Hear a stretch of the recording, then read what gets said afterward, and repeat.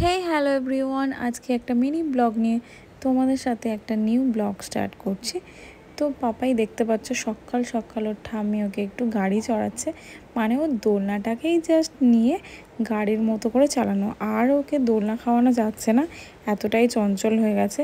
আর সকাল সকাল দেখো আমি স্নান করে রেডি হয়ে গেছি, এখন একটা নতুন শাড়ি পরছি, এটা আমার স্বাদের পাওয়া শাড়ি। আর এই কানেরটা আমার মামা শ্বশুর গিফট করেছিল বিয়েতে, তো এটা আমি অনেক দিন পরেই পরলাম। তো আজকে পুজো আছে, তো পুজো দিতেই যাচ্ছিলাম, তো দেরি হয়ে গেছে বলে তোমাদের দাদাভাই একটুখানি আগিয়ে দিয়ে গেল, তার সাথে মুখও করে দিল, তার সাথে ভিডিও বানিয়ে দিল, এতে আমি খুব খুশি হয়েছি। তো এখন পুষ্পাঞ্জলি দেওয়া কমপ্লিট হয়ে গেছে। দেখো আমার কোলের উপরে ফুল রেখে দিয়েছি, এটা আমি সবার লাস্ট দিই সব সময়ের জন্য। আর এখানে দেখো সব আরতি হয়ে গেছে, তো আরতির প্রদীপের শিখা নেওয়া হচ্ছিল। তো পাপার জন্য নিতে পারলাম না, অনেকটা দূর থেকে, ওই জন্য আর নেওয়া হলো না।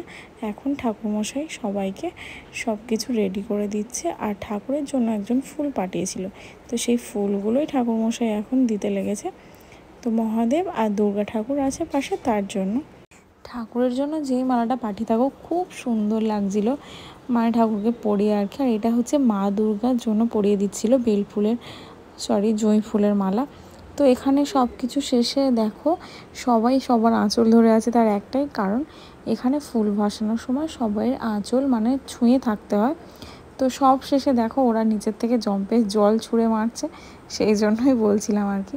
আর এখানে দেখো ঠাকুরকে জল টল ঢেলে প্রদীপ ধূপ জ্বালিয়ে এখান থেকে আমি বেরিয়ে চলে যাচ্ছি। পাপাই এখন ঘুমাচ্ছে, তো ওকে ঘুম পাড়িয়ে পুজো দিতে এসেছিলাম। তো এখন দেখো তোমাদের দাদাভাই আজকের কোন সৌভাগ্যে বললো একটু ভিডিও করে দেবে, কারণ ও একদমই ভিডিও করে দিতে চায় না, খুব বদমাশি করে। তো যাই হোক, পাপাকে তুলে স্নান টান করি, এখন মা দেখো ওর ডোরটা বেঁধে দিচ্ছে। তো ব্লগটা এখানে এন্ড করছি, বাই।